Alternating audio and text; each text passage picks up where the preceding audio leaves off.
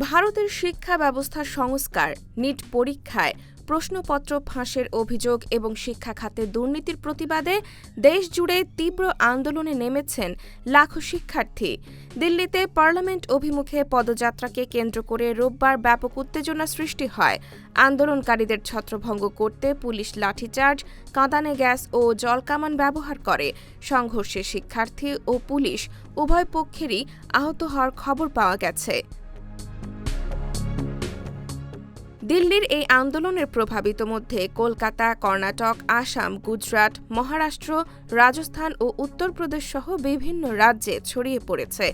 Presidency বিশ্ববিদ্যালয় ও Kolkata medical কলেজের শিক্ষার্থীরাও সংহতি জানিয়ে প্রতীকী অনশন শুরু করেছেন। আন্দোলনের প্রতি সমর্থন জানিয়েছেন কংগ্রেস নেতা রাহুল গান্ধী। অন্যদিকে সমাজকর্মী সোনম ওয়াংচুক হাসপাতাল থেকে হাতে লেখা বার্তায় দাবি করেছেন তাকে অবৈধভাবে আটক রাখা হয়েছে।